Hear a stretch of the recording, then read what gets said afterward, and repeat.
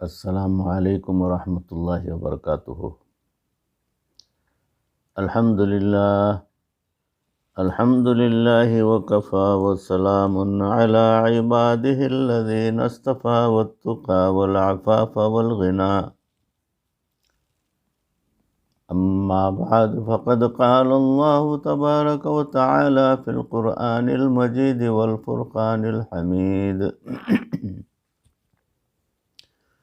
فأعوذ باللہ من الشیطان الرجیم، بسم اللہ الرحمن الرحیم۔ وسخر لکم ما فی السماوات وما فی الارض، سبحان ربک رب العزة عما یصفون، وسلام علی المرسلین والحمد للہ رب العالمین۔ اللہم صل علی سیدنا ومولانا محمد وبارک وسلم کما تحب وترضى عدد ما تحب وترضى۔ محترم و مکرم ناظرین، حاضرین، سامعین، بھائیو، عزیزو، بزرگو، دوستو، معزز خواتین، ہماری ماں بہنوں، تصوف کے عنوان سے جو سلسلہ چل رہا ہے اس میں آج کا موضوع ہے جینیٹک انجینئرنگ کے کرشمے۔ اسی سے متعلق مضمون سماعت فرمائیں۔ انسان اس دنیا میں اللہ رب العزت کا نائب ہے، اس کا خلیفہ اور اس کی صفات کا مظہر اتم ہے۔ اس کو اللہ رب العزت نے دنیا میں اپنی عبادت کے لیے پیدا کیا ہے۔ چنانچہ اللہ رب العزت نے ارشاد فرمایا، وَمَا خَلَقْتُ الْجِنَّ وَالْإِنسَ إِلَّا لِيَعْبُدُونَ، اور میں نے جنوں اور انسانوں کو نہیں پیدا کیا مگر اپنی عبادت کی خاطر۔ یعنی پیدا کرنے کا موضوع ہی وہی ہے، پیدا کرنے کی وجہ ہی وہی ہے، پیدا کرنے کی ضرورت بھی وہی ہے کہ وہ اللہ کی عبادت کرتا رہے۔ عبادت کا کیا مطلب ہے؟ عبادت کا مطلب یہ ہے کہ وہ اپنی زندگی اللہ رب العزت کے حکموں کے مطابق اور نبی صلی اللہ علیہ وسلم کے طریقوں کے مطابق گزارے تو اس کا ہر کام عبادت بن جائے گا۔ ممکن ہے کہ بعض لوگ عبادت کا رشتہ فقط مصلی کے ساتھ جوڑیں، یہ بہت بڑی غلط فہمی ہے۔ مصلی پر بیٹھ کر بھی عبادت ہوتی ہے، لیکن عبادت تو پوری زندگی پر محیط ہے، ساری زندگی پر۔ اگر ہمارے معاملات، لین دین، اٹھنا بیٹھنا، چلنا پھرنا اللہ رب العزت کے حکموں کے مطابق اپنی زندگی کو محور پر ڈالنا اور نبی صلی اللہ علیہ وسلم کے طریقوں کے مطابق ہو تو سب کچھ عبادت بن جاتا ہے۔ بعض لوگ تسبیح کے من کے پھیرنے کو عبادت سمجھتے ہیں، ان کی زبان سے جھوٹ بھی نہیں نکل رہا ہوتا ہے، زبان سے دوسروں کو تکلیف بھی پہنچ رہی ہوتی ہے اور معاملات کی صفائی بھی نہیں ہوتی، وہ گویا اپنی پوری زندگی شریعت اور سنت کے مطابق نہیں گزار رہے ہوتے۔ اگر کسی بندے نے نبی صلی اللہ علیہ وسلم کے طریقے کے مطابق اپنی تھوک پھینکی، کھانسی آئی، بلغم آیا اور تھوک دیا، یا قضائے حاجت سے فراغت حاصل کی، تو یہ عمل بھی اس کے لیے عبادت بن جاتا ہے۔ یعنی ان تمام چیزوں کو دین کے تعلق سے سوچتے ہوئے وہ عمل کو ویسا کرنا عبادت بن جاتا ہے۔ اگر انسانیت کی تاریخ پر نظر ڈالیں تو حضرت آدم علیہ السلام اس دنیا میں علم الاشیاء لے کر آئے تھے۔ علم الاشیاء سے کیا مراد ہے؟ چیزوں کے ناموں کا علم۔ اب چیزوں کے جو بھی نام ہیں کبھی تو کسی نے رکھے ہی ہوں گے۔ سب سے پہلے یہ نام حضرت آدم علیہ السلام نے رکھے تھے۔ مثال کے طور پر ہم اپنی زبان میں کہتے ہیں یہ پانی ہے، یہ درخت ہے، یہ زمین ہے، یہ آسمان ہے، یہ تمام الفاظ چیزوں کی طرف منسوب ہیں، تو اس وقت کی زبان میں سریانی زبان تھی یا عبرانی زبان تھی، جو بھی تھی، حضرت آدم علیہ السلام نے چیزوں کے ناموں کو متعین فرما دیا۔ یہ پہلا علم تھا جو انسان کو دنیا میں ملا۔ ارشاد باری تعالی ہے وَعَلَّمَ آدَمَ الْأَسْمَاءَ كُلَّهَا، اور سکھلا دیے اللہ تعالیٰ نے آدم کو نام سب چیزوں کے۔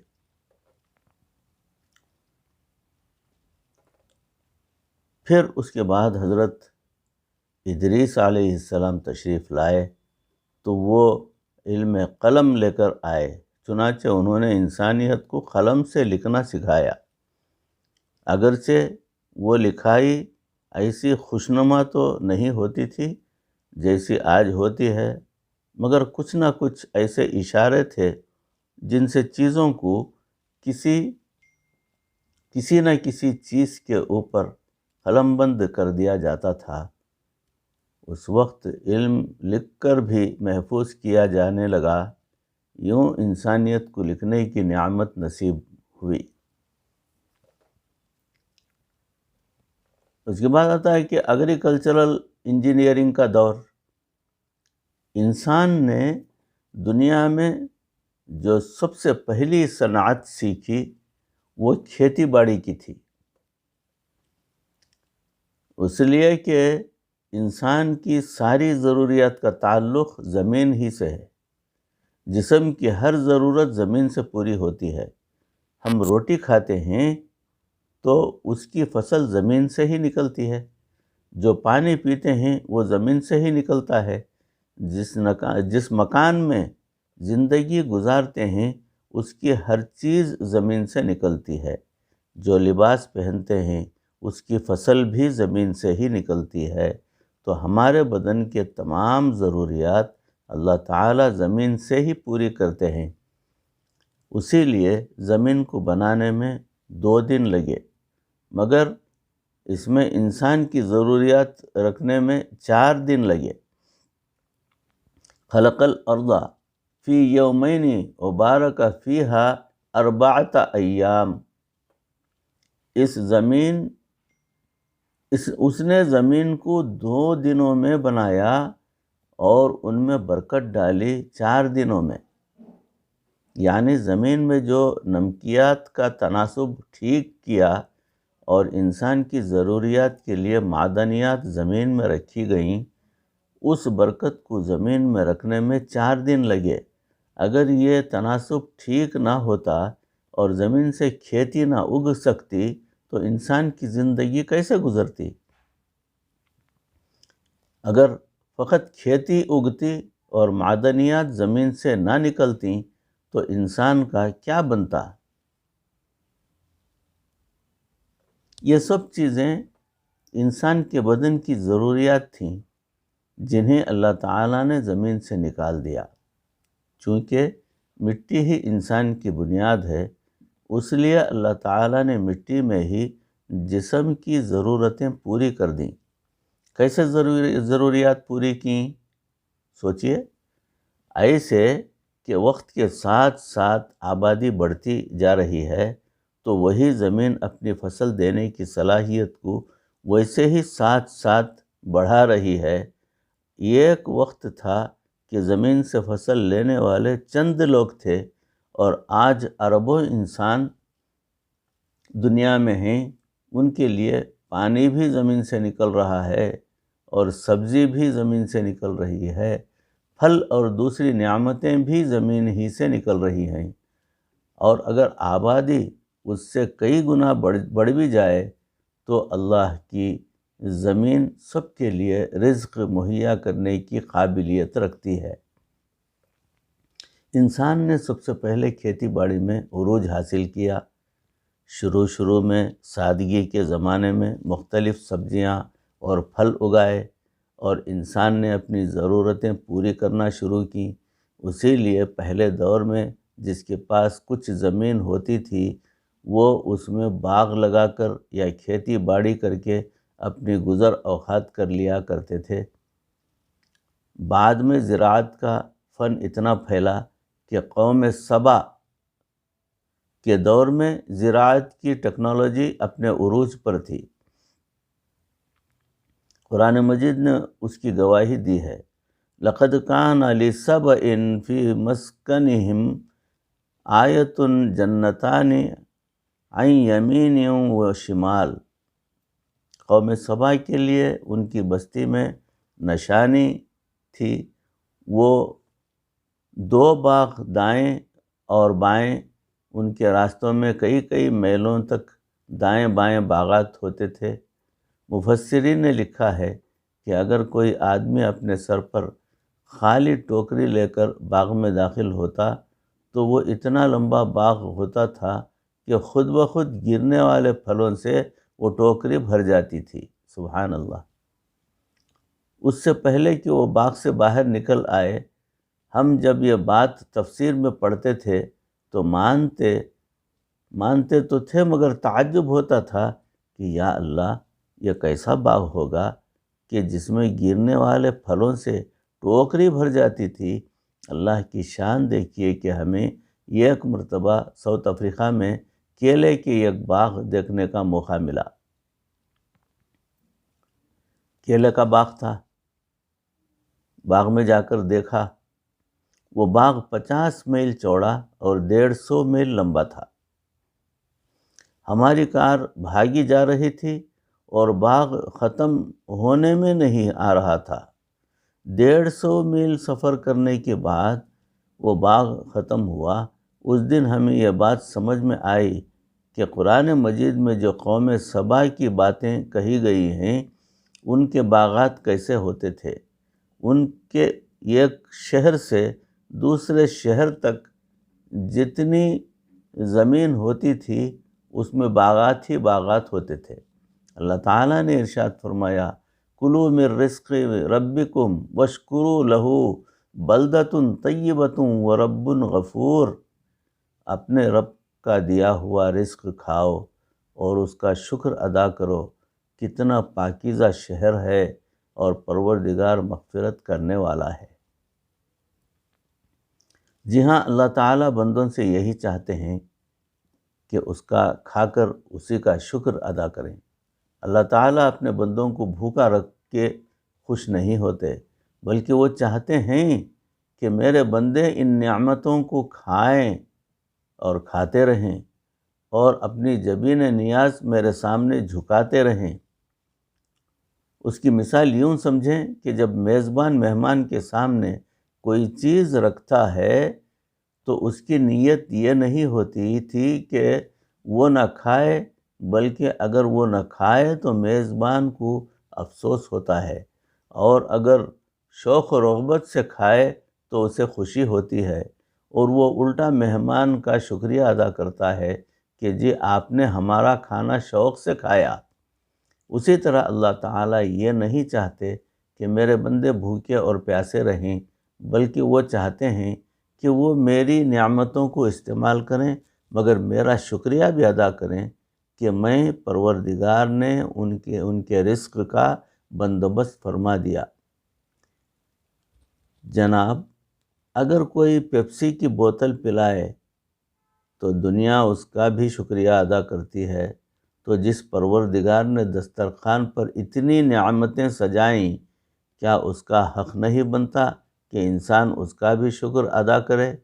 لک الحمد و لک الشکر کم از کم کہہ لے، لیکن وہ تنگ آ کر کہتے تھے، ربنا باعد بین اسفارنا، ربنا باعد بین اسفارنا، اے ہمارے پروردگار دراز کر دے ہمارے سفروں کو۔ گویا انہوں نے پروردگار عالم سے کہا کہ اے اللہ، ایک شہر سے دوسرے شہر میں جانے کا مزہ ہی نہیں آتا، اگر درمیان میں کچھ ویرانہ اور خالی جگہ بھی ہوتی تو پتہ چلتا کہ ہم سفر کر رہے ہیں۔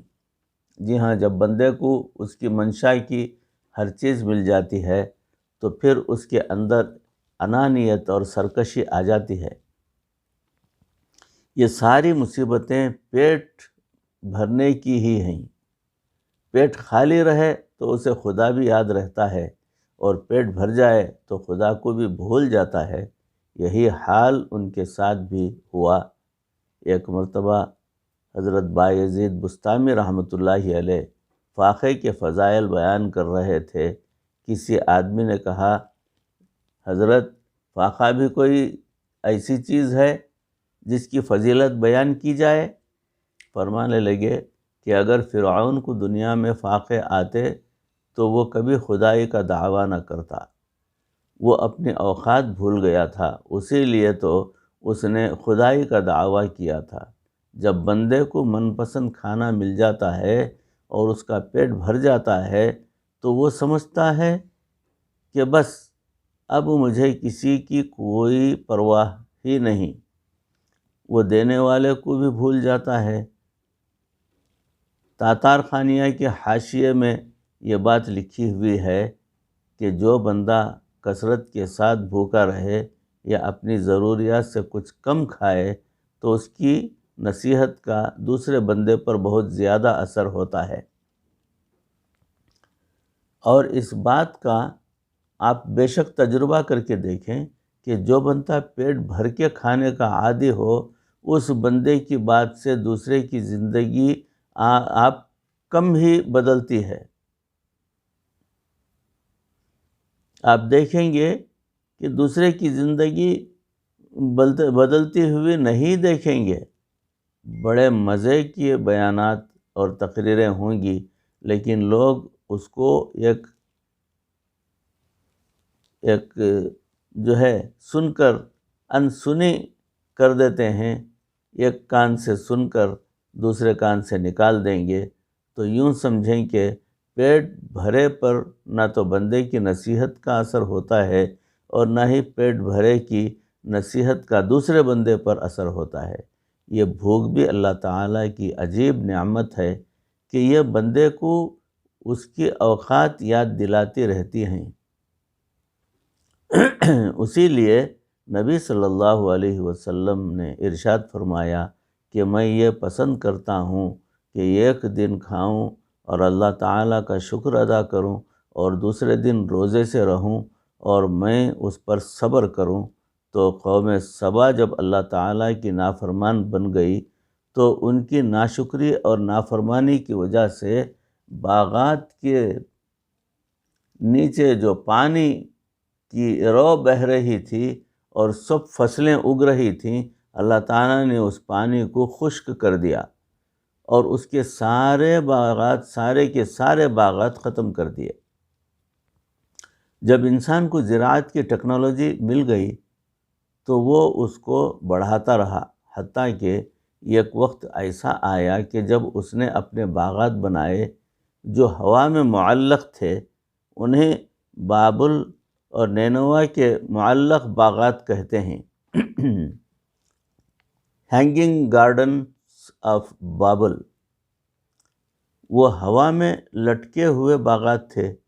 ان کے پھول، ان کے شربس اور ان کے اینول فرینلز ایسے تھے کہ ان کے پھول ہوا میں لٹکتے ہوئے نظر آتے تھے۔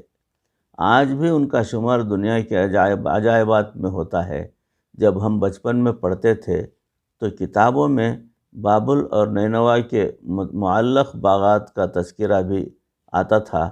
بہرحال وہ دور ایگریکلچرل انجینئرنگ کے عروج کا دور تھا۔ اب آئیے سول انجینئرنگ کا دور کیا ہوتا ہے اس کے تعلق سے کچھ بات کریں کہ اس کے بعد ایک اور دور آیا۔ اس دور میں انسان نے بلڈنگز یعنی عمارتیں بنانا شروع کر دیں، یعنی ایگریکلچر کے سے آگے بڑھ کر اس کا دھیان سول انجینئرنگ کی طرف آ گیا۔ اگرچہ اس وقت وہ وسائل نہیں تھے جو آج موجود ہیں، مگر اس دور کے حساب سے اس نے ایسی عالیشان بلڈنگز بنا دیں جو دنیا کے عجائبات میں شمار ہونے لگیں۔ مصر کے اندر جو اہرام مصر ہے اس کا شمار آج بھی ونڈرز آف دی ورلڈ جو ہے میں ہوتا ہے۔ اس کے اندر فراعنہ مصر یعنی مصر کے بادشاہوں کی لاشوں کو کیمیکل لگا کر ممیفائی کیا ہوا ہوتا ہے۔ ان اہرام مصر کو دیکھ کر سمجھ میں نہیں آتا کہ اتنی بڑی بڑی چٹانیں اٹھا کر کہاں سے لائے تھے لوگ تو مکان بنانے کے لیے اینٹیں جوڑتے ہیں، لیکن ان پر کئی کئی ٹن وزنی ایک ایک چٹان جڑی ہوئی ہے۔ ان چٹانوں کی اتنی مہارت سے کٹائی کی گئی ہے کہ جب ان کا جوڑ لگایا گیا تو دیکھنے والے بندے کو جوڑ بھی نظر نہیں آتا تھا۔ اس زمانے میں نہ تو کرینیں ہوتی تھیں اور نہ ہی مشینری تھی، تو یہ ٹنوں کے حساب سے وزنی چٹانیں سینکڑوں فٹ تک پہنچانا اور وہاں فٹ کرنا واقعی بڑا حیران کن مسئلہ تھا، بڑی حیران کن بات تھی۔ انہوں نے اس کو ایسے تکونی انداز میں بنوایا، ایسے تکونی انداز بنوایا جو اوپر جا کر 3 دیواریں آپس میں ایک جگہ پر مل جاتی تھیں۔ اللہ تعالی کی شان دیکھیں کہ مدتوں تک دنیا کو یہ سمجھ نہ لگی کہ اس کا دروازہ کہاں ہوگا، تاہم بہت سال پہلے جاپانی حکومت نے اس پر کام کیا۔ انہوں نے جیسے بندے کا الٹرا ساؤنڈ کیا جاتا ہے اسی طرح مشین کے ذریعے سے اس کو بھی اندر سے دیکھا کہ کیا ہے، تو ان کو چند جگہوں پر اس کے بلاکس کے اندر گیپس نظر آئے، یعنی خلا نظر آئی، گیپ۔ انہوں نے جب حکومت سے اجازت لے کر ان کو کاٹا تو دیکھا کہ سامنے سیڑھی موجود ہے۔ وہ سیڑھی بھی ایسی تنگ سی تھی کہ نہ بندہ کھڑا ہو کر اندر جا سکتا تھا نہ لیٹ کر جا سکتا تھا، بلکہ بس درمیان کی حالت میں آہستہ آہستہ اندر اتر کر جا سکتا تھا۔ جب وہ اندر گئے تو انہیں 3 باتیں بڑی عجیب نظر آئیں۔